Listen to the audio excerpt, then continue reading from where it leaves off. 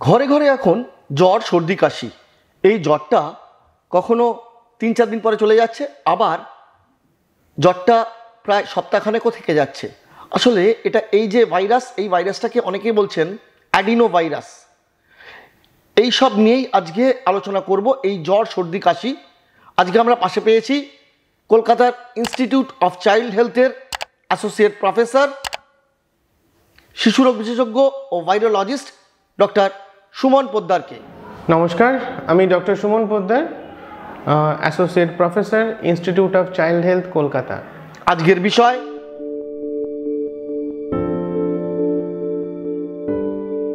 গত 2 মাস ধরেই ঘটনাটা ঘটছে। এই প্রকৃতির যে খামখেয়ালিপনা, কখনো গরম কখনো ঠান্ডা, এবং এই জিনিসটাতে বিশেষ করে রাত্রিবেলার দিকটা ঠান্ডা হয়ে যাচ্ছে, দিনের বেলাতে প্রচণ্ড গরম, ঘেমে নিয়ে একাকার হচ্ছে।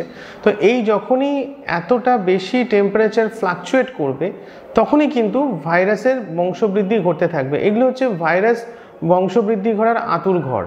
তো এরকম কন্ডিশনে বিভিন্ন সময়ে বিভিন্ন রকমের ভাইরাসের প্রাদুর্ভাব ঘটে। এই মুহূর্তে যেরকম প্রায় গত 1.5-2 মাস ধরে আমরা যেটা দেখছি, বিশেষ করে গত 2 সপ্তাহ 3 সপ্তাহ এটা মারাত্মক আকার বলা যেতে পারে। সেটা অ্যাডেনো ভাইরাস বলে একটি জীবাণু, তার প্রচুর বাড়বৃদ্ধি ঘটেছে। বিশেষ করে জিনিসটাকে আমরা আমাদের কমন ভাষায় বলে থাকি ফ্যারিঙ্গো কনজাংটাইভাল ফিভার। মানে ফ্যারিংস মানে গলা, আর কনজাংটাইভা মানে চোখ। তার মানে চোখটা লাল হচ্ছে, চোখে পিছুটি পড়ছে। 3-4 দিনের মধ্যেই দেখা যাচ্ছে যে বাচ্চাটা গলা ব্যথা ছিল এবং তার মধ্যেই হুট করে তার জ্বরটা প্রচুর বেড়ে যাচ্ছে, এবং সেই জ্বর সহজে কমছে না। 103, 4 এমনকি 105 জ্বরও উঠে যাচ্ছে। যে কমন যে জ্বরের ওষুধ যে প্যারাসিটামল, তাতে খুব ভালো রেসপন্স করছে না। কেউ কেউ আচ্ছা, এই ব্যাপারে একটা বলে রাখি যে প্যারাসিটামল ছাড়া বেশি হাই ডোজের ওষুধ দিয়ে জোর করে জ্বর নামিয়ে খুব কিন্তু বেনিফিট নেই। তাই জ্বর কমছে না বলে অযথা ব্যতিব্যস্ত হওয়ার বদলে জ্বরের কারণটা দূর করলে কিন্তু সেটার এফেক্টটা অনেক বেটার হয়। এই জ্বরের কারণ যদি অ্যাডেনোভাইরাস হয়, তখন সেক্ষেত্রে মূলত সাপোর্টিভ ট্রিটমেন্টই করতে হয়। এবং যেটা এখনই বলছিলাম যে গলা আর চোখ এটা মূলত হচ্ছে, কিন্তু একদম ছোট বাচ্চাদের তাদের অন্যরকমও হচ্ছে। কারো প্রথমে লুজ টুল দিয়ে শুরু হয়ে পরে সর্দি কাশি হচ্ছে, কারো আগে সর্দি কাশি শুরু হয়ে সঙ্গে লুজ মোশন শুরু হচ্ছে। তার মানে মাল্টিপল সিস্টেম একসাথে ইনভলভ হচ্ছে, এবং তার সাথে হাই জ্বর। তাহলে তো এটা আর 5টা ভাইরাসের মতোই হওয়া উচিত ছিল। ঠিক, এটাও আর 5টা ভাইরাসের মতোই এটা হওয়ার কথা, কিন্তু অ্যাডেনোভাইরাস এমন একটি জীবাণু যেটাকে প্রেডিক্ট করাটা খুব মুশকিল। আমরা 2-2.5 বছর ধরে কোভিডের বারবারন্ত দেখেছি। সেখানেও আমরা দেখেছি যে কোভিড ভাইরাস কখন কোন দিকে যাবে সেটা আগে থেকে বলা যেত না, সম্ভব নয়। সেখানে বডির ইমিউনিটির সাথে কোভিড ভাইরাসের কীরকম ইন্টারপ্লে হচ্ছে, কীরকম তার সাথে একটা যুদ্ধটা তৈরি হচ্ছে শরীরের মধ্যে, তার উপর নির্ভর করছে তার শরীরের কতটা তার ড্যামেজ হবে না, নাকি একদম সাধারণভাবে পার হয়ে যাবে। অ্যাডেনোভাইরাস বা অন্য ভাইরাসের ক্ষেত্রেও কিন্তু মূলত তাই। এই পার্টিকুলার কন্ডিশনে যেটা আমাদের গোদের ওপর বিস্ফোরণের মতো হচ্ছে, যে অসুখটা মানে জ্বরটা কমতে মোটামুটি 4 থেকে 5 দিন, বা আমি ঘন্টা হিসেবে বললে 96 থেকে 120 ঘন্টা এরকম জ্বর চলতে পারে। কারো কারো ক্ষেত্রে কিন্তু 10 থেকে 14 দিন জ্বরও চলতে পারে, সেটাকে আমাদের ভাষায় প্রলংড ভাইরাল ফিভার। এবং সেই ক্ষেত্রে সত্যি জিনিসটাকে বোঝাটা খুব কঠিন। কেন? কারণ এরকম কন্ডিশন আমরা মূলত রক্ত পরীক্ষা করি, যদি খুব খুব যদি কাশি হচ্ছে একটা এক্সরে করি। অ্যাডেনোভাইরাস থেকে কিন্তু নিউমোনিয়া হয়, এক্সরেতে নিউমোনিয়ার মতো প্যাচ দেখা দিতে পারে, বা অনেক জায়গায় ছোপ হয়ে এটা মানে খাওয়া একটা চিত্র সেটা হতে পারে। আবার এই জিনিসটা ব্যাকটেরিয়ার ক্ষেত্রেও হতে পারে। তাহলে এটাকে ডিফারেন্সিয়েট করার জন্য তাহলে নেক্সট থাকে হচ্ছে রক্ত পরীক্ষা। এই রক্ত পরীক্ষা যখন আমরা করি, সেখানেও একটা সমস্যা। অ্যাডেনোভাইরাস এমন একটি ভাইরাস যেটা অনেক সময়ই ব্যাকটেরিয়াজনিত কারণে যে নিউমোনিয়া হয় তার মতো রক্তের রিপোর্ট তৈরি করে। তার মানে কি হলো, টোটাল কাউন্টটা অনেকটা বেড়ে গেল। কারো ক্ষেত্রে সেটা নিউট্রোফিলিক কাউন্ট দেখা যেতে পারে। এমনকি যে সিআরপি, যেটা রক্তে একটা ইনফেকশন বা ইনফ্ল্যামেশন বা ঝড়ের মাত্রা, সেটাও অনেক সময় বেশি আসতে পারে। তো পুরো জিনিসটা দেখে কিন্তু একটা ব্যাকটেরিয়াল ইনফেকশনের মতো মনে হবে, সেটা হওয়াটাই স্বাভাবিক। তাহলে ডিফারেন্সিয়েট করব কি করে? করার উপায় এখনকার দিনে মাল্টিপ্লেক্স পিসিআর এখন আছে, বা পিসিআর বলা যেতে পারে, যেটা কোভিডের যুগে আমরা যেমন নাকের পেছনের যে গলার সর্দি বা নাকের পেছনের যে সর্দি সেই কফটাকে যেমন আমরা পরীক্ষা করতাম কোভিড আছে কিনা, এখানেও সেরকম অ্যাডেনোভাইরাসের জন্য কিন্তু পরীক্ষা করা সম্ভব। সেই পরীক্ষাটি করলে আমরা মোটামুটি একটা ধারণা পেতে পারি যে এতে অসুখটা অ্যাডেনোভাইরাস নাকি অন্য কোনো ভাইরাস, বা কি আছে এর সাথে অন্য কিছু আছে কিনা। তাহলে এবার আমি পেলাম অ্যাডেনোভাইরাস, অ্যাডেনোভাইরাস পাচ্ছি, বুকে নিউমোনিয়া আছে, তাহলে কি আমি নিশ্চিন্ত হয়ে গেলাম হ্যাঁ অ্যাডেনোভাইরাস আছে, আমাকে জাস্ট সাপোর্ট দিয়ে চলতে হবে? ব্যাপারটা অত সহজ নয়।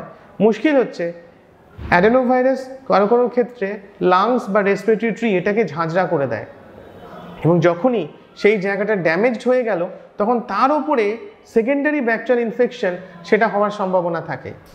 তাই অ্যাডেনোভাইরাল ইনফেকশন বা যে কোনো ভাইরাল ইনফেকশন সেগুলো চলার পথে কীরকমভাবে এগোবে সেটা আগে থেকে প্রেডিক্ট করা খুব মুশকিল হয়।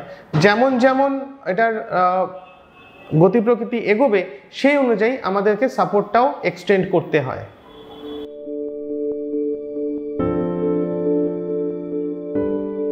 কফের পরীক্ষাটা করলে পিসিআর যে পরীক্ষা, পলিমারেজ চেইন রিয়াকশন, আরও ভালো করে বলে রিয়েল টাইম পিসিআর, তো সেটা যদি আমরা টেস্ট করি তখন এটা ইনফ্লুয়েঞ্জা বা অন্য জাতীয় যে ভাইরালগুলো আছে, influenza, para influenza, human metapneumo virus, respiratory syncytial virus, যেগুলো বাচ্চাদের ভাইরাসজনিত জ্বরের, সর্দি কাশি দিয়ে ভাইরাসজনিত জ্বরের অন্যতম প্রধান কারণগুলো, তার সাথে এটাকে ডিফারেন্সিয়েট করতে পারবে।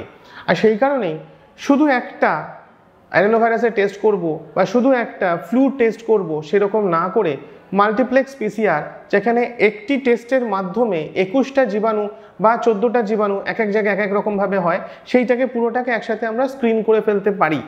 সেখানে যদি আমরা দেখি যে এটা অ্যাডেনোভাইরাস নয়, প্যারা ইনফ্লুয়েঞ্জা আছে, তাহলে আমরা সেক্ষেত্রে সে অনুযায়ী বুঝতে পারবো, তখনই বুঝতে পারবো হ্যাঁ এটা অন্য টাইপের ভাইরাস, বা ইনফ্লুয়েঞ্জা আছে কিনা, আর সেক্ষেত্রে ইনফ্লুয়েঞ্জা এ বা ইনফ্লুয়েঞ্জা বি বা কি আছে সেটা আমাদের সেই অনুযায়ী চিত্রটা পরিষ্কার হয়ে যায়।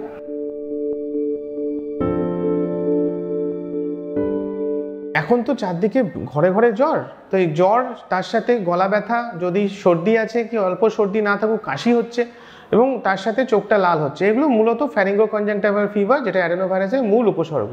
কিন্তু এগুলো ছাড়াও অনেক সময় শুধু ডায়রিয়া নিয়েও প্রেজেন্ট করতে পারে। এর জন্য মূলত আপনাকে আপনার চিকিৎসকের সাথে পরামর্শ নিতে হবে, তার সাথে যোগাযোগ করতে হবে।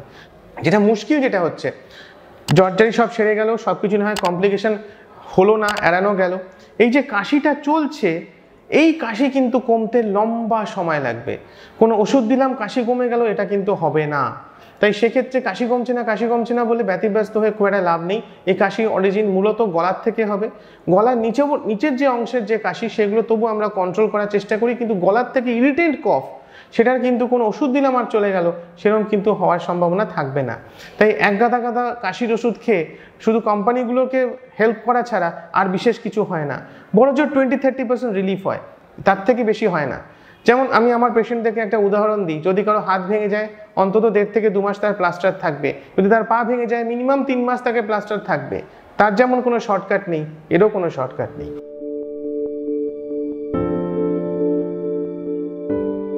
বাড়ির প্রথম ট্রিটমেন্ট হচ্ছে অ্যাডিকুয়েট হাইড্রেশন, বেশি করে জল খাওয়াবেন, প্যারাসিটামল জাতীয় ওষুধ দেওয়া, যদি জ্বর না নামছে হালকা গরম জলে গা মোছানো, ঠান্ডা জল দিয়ে যদি গা মোছানো হয় তাহলে কাঁপুনি হতে পারে, সেক্ষেত্রে বাচ্চার কষ্ট আরও বাড়ে। আর ঘরোয়া যেরকম পদ্ধতি যেগুলো আছে, যদি প্রপারলি মেনটেন করা, যদি ঠিকমতো প্রপারলি মেনটেনড মধু সেটা তারা চাইলে দিতে পারে, কিন্তু একদম ছোট বাচ্চা তাদের ক্ষেত্রে আমরা রেকমেন্ড করব না। এর পরবর্তী ধাপটা হচ্ছে কিছু ডেঞ্জার সাইন খেয়াল রাখা।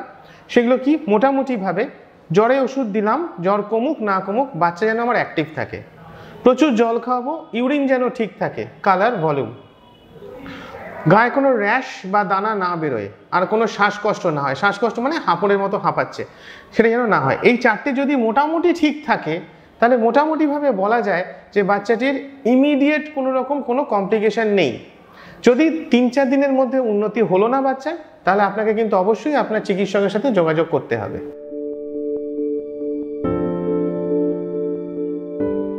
এটা হাইলি কন্টাজিয়াস, অত্যন্ত ছোঁয়াচে, একটি বাচ্চা থেকে আরেকটি বাচ্চা যেমন ছড়ায়, একজনের থেকে মানে ছোটোর থেকে বড়দের ছড়ায়। যত ছোট বাচ্চা কষ্ট তত বেশি, যত বড় তাতে কষ্টটা কম্পারেটিভলি কম এবং তাড়াতাড়ি সারে। কিন্তু একজনের থেকে আরেকজনের এটা ভীষণভাবে ছড়ায়, এবং সেই কারণেই যদি স্কুলে ক্লাসে কারো যদি একজনের হলো, তার থেকে অন্য বাচ্চাদের হু হু করে ছড়িয়ে যায়। তো হাইলি কন্টাজিয়াস, কোভিড যেরকম আমরা হাইলি কন্টাজিয়াস ডিজিজ বলে জানি, অ্যাডেনোভাইরাসও সেরকম অত্যন্ত কন্টাজিয়াস।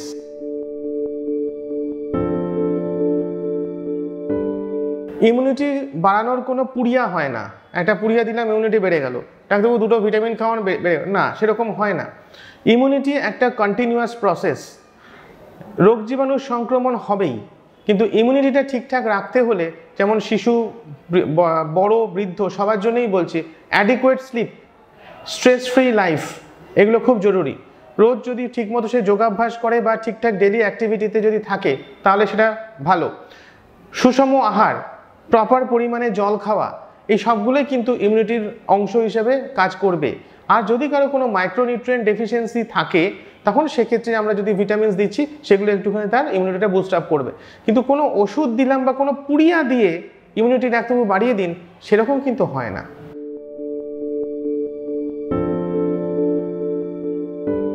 প্যারাসিটামল জ্বর কমানোর বা জ্বরের কষ্ট কমানোর ওষুধ, সেই হিসেবে প্যারাসিটামল মোটামুটি সেফ ড্রাগ, কিন্তু কমছে না বলে আমি প্যারাসিটামলের মাত্রাটা আরও বাড়িয়ে যাচ্ছি সেটা নয়। সে নির্দিষ্ট যা ডোজ তার বেশি আমি দেবো না, এবং 5-6 ঘন্টার আগে রিপিট না করলেই ভালো।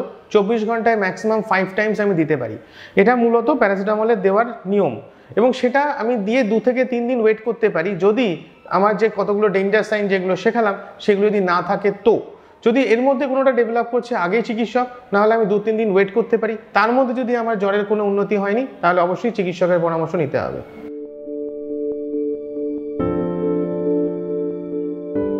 এগুলো হওয়া মানে হাসপাতালে ভর্তি হতে হবে এরকম নয়, কিন্তু যদি শ্বাসের সমস্যা কারো হয় তাহলে হাসপাতালে ভর্তি হতে লাগে, কারো যদি পেচ্ছাপ কমে যায় তাহলে ভর্তি হতে হয়, সেগুলোর জন্য নিশ্চয়ই বেডের ক্রাইসিস। কিন্তু ক্রাইসিসটা এমন জায়গায় পৌঁছয়নি যে এখন ওই কোভিডের মতো ত্রাহি অবস্থা তৈরি হবে। তাই ভরসা রাখুন, বেড আপনি ঠিকই পেয়ে যাবেন, হয়তো সকালে পেলেন না, হয়তো বিকালের দিকে পেলেন। তাই এমন অবস্থায় হাসপাতালে গিয়ে পৌঁছবেন না যখন আপনার হাতে সময়টা অনেক কমে গেছে। তাই সময় থাকতে, সময় রাখতে, সময় থাকতে নির্দিষ্ট সময় মতো আপনার চিকিৎসকের কাছে যোগাযোগ করুন, যাতে তিনিও হাতে একটু সময় পান।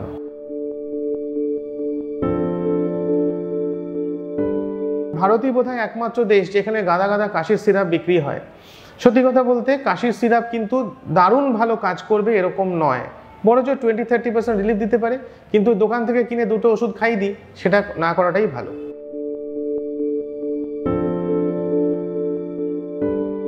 জল যেন ঠিক মতো খায়, ফলের রস খেতে পারে, ফল খেতে পারে, যে সিজনাল যে শাকসবজি যে সিজনের জন্য এক একটা সিজনে এক এক রকম হয়। গরমকালে যেমন আমরা পটল, আলু এগুলো যেমন বেশি পাই, সেরকম যেমন শীতকালে আমরা যে কুমড়ো, এই সমস্ত মানে যে সিজনাল যে খাবার। একদম সহজ কথায় আপনার যে শিশুর যে থালাটি সেটা যেন কালারফুল হয়। কালারফুল রাখার জন্য রং, আর্টিফিশিয়াল রং নয়, কালারফুল মানে আমি যদি একটা কুমড়োর একটা তরকারি দিই সেখান থেকে আমি অনেক মাইক্রোনিউট্রিয়েন্টস পাবো। আমি যদি একটা শাক দিই সেখানে আমি গ্রিন লিফি ভেজিটেবলস সেখান থেকে অনেক কিছু পাবো। একটা যদি মাছ মাংস ডিমের একটা অংশ কিছু আমি রাখি তাহলে সেখান থেকে পাবো। সবই মিলিয়ে একটা সুষম আহার। জাঙ্ক ফুডস মোটেই তার সাবস্টিটিউট নয়। তাই বাড়ির নর্মাল হেলদি হাইজেনিক ডায়েট বলতে যা বোঝায় সেটুকুই যথেষ্ট।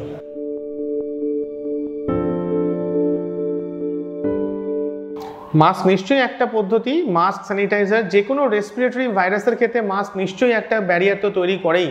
কিন্তু অ্যাডেনোভাইরাসে আমি আপনাকে বলছিলাম একটু আগেই যে অ্যাডেনোভাইরাসে কিন্তু চোখে পিছুটি হচ্ছে। সে বাচ্চাটি বারবার চোখে চুল করছে, চোখে হাত দিচ্ছে, কনজাংটিভাইটিস হয়েছে, সেই হাতেতে যে তার চোখের যে সিক্রিশনটা আসলো সেখান থেকে আরেকটি বাচ্চার হাতে গেল, সে আবার চোখে হাত দিল, সঙ্গে সঙ্গে কিন্তু ট্রান্সমিটেড হয়ে গেল।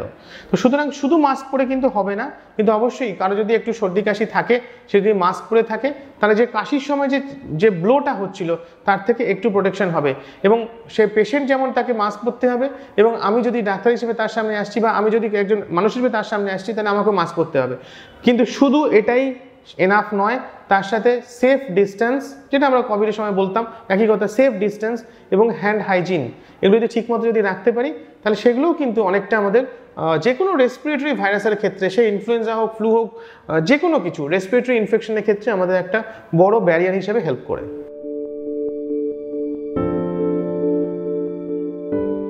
সতর্ক থাকুন, আতঙ্কিত নন। কারণ কোভিডে আমরা যে ফেজটা দেখেছি, অ্যাডেনোভাইরাসে কিন্তু সেরকম হবে না। আর যাদের যেই বোর্ড এক্সাম যারা দিচ্ছে তারা কিন্তু অলরেডি অনেকটা অ্যাডাল্ট আর নিয়ার অ্যাডাল্ট, তাই তাদের ক্ষেত্রে এটা দারুণ কমপ্লিকেশন করবে এরকম ভাবার কোনো কারণ নেই। হ্যাঁ, 2-4 দিন একটু কষ্ট হবে, তার হয়তো গলা ব্যথা যা কিছু হচ্ছে হবে, কিন্তু সে ভেন্টিলেটেড হয়ে গেল, সে গেল জীবনহানির আশঙ্কা হলো, সেইটা কিন্তু এই বড় বয়সের অ্যাডেনোভাইরাসের ক্ষেত্রে খুব একটা হয় না। তাই সেদিক থেকে একটু নিশ্চিত থাকুন যে প্রাণহানির আশঙ্কা বড়দের ক্ষেত্রে কম। কাদের হয়? একদম ছোট বয়স, ছোট বাচ্চা, হয়তো নিউবর্ন, হয়তো 2 মাস 4 মাস, প্রথম 1 বছরের নিচের বাচ্চা। আর কাদের হয় সব থেকে বেশি চান্স? একদম ওল্ড এজে অনেক সময় হলেও হতে পারে, যেখানে ইমিউনিটি একদম তলানিতে ঠেকেছে। তাই বোর্ডের এক্সাম যারা দিতে যাচ্ছে তারা অযথা প্যানিক করবে না, প্রথম কথা। তারা যেমন যাওয়ার নর্মাল যাবে, যদি সে মেনটেন করতে চায়, একটা মাস্ক পরতে পারে, হাতে একটা স্যানিটাইজার রাখতে পারে, সেটুকু হলে ভালো। কিন্তু আর কি করতে পারি? কোনো ক্রাউডেড এরিয়া অযথায় আমি যাব না। যেগুলো আমি এড়িয়ে চলতে পারি সেই জায়গাগুলোতে আমি অযথা যাবো না। এখন বিয়ে বাড়ি না গেলেও হয়, সামনে পরীক্ষা আছে বাবা, একটু আপাতত কটা দিন একটু শান্ত হয়ে চলি। বিয়ে বাড়িতে আমাকে সারা জীবন পড়ে আছে। এরকম যে আমি একটা এক্সাম্পল দিলাম মাত্র, এরকম ক্রাউডেড এরিয়া যতটা সম্ভব যে কোনো রেসপিরেটরি ইলনেসের ক্ষেত্রে এড়িয়ে চলা উচিত। আর বাকি হেলদি লিভিং, রাত জেগে জেগে পড়ছি, সেগুলো যেন না করে। সেগুলো কিন্তু এই যেহেতু ভাইরাসের এগেনস্টে রোগ প্রতিরোধ ক্ষমতা বাড়িয়ে রাখতে সাহায্য করে। অসংখ্য ধন্যবাদ ডক্টর সুমন পোদ্দারকে আমাদের সময় দেওয়ার জন্য। আপনারা এতক্ষণ দেখছিলেন মেডিটিপস। আপাতত আমার কথাটি ফুরলো, নোটে গাছটি মুড়লো, কিন্তু এইভাবেই নোটে গাছ মুড়িয়ে যায় না। যদি আপনাদের কোনো রকম আরও কিছু জিজ্ঞাসা থাকে তাহলে মেডিটিপসে যোগাযোগ করতে পারেন, চেষ্টা করব সাধ্যমতো উত্তর দেওয়ার। ভিডিওটি ভালো লাগলে অবশ্যই শেয়ার করুন এবং সচেতনতা বাড়িয়ে তুলুন। আর হ্যাঁ, যারা মেডিটিপস ইউটিউব চ্যানেলটি এখনও সাবস্ক্রাইব করেননি তারা সাবস্ক্রাইব করে নিন আমাদের এই ইউটিউব চ্যানেলটি, এবং অবশ্যই শেয়ার করুন, কারণ আজকে তো ঘর ঘরে জ্বর। এই জ্বরটা যাতে মোকাবিলা করা যায় তার জন্যেই কিন্তু আমাদের এই ধরনের ভিডিও তৈরি করার প্রচেষ্টা।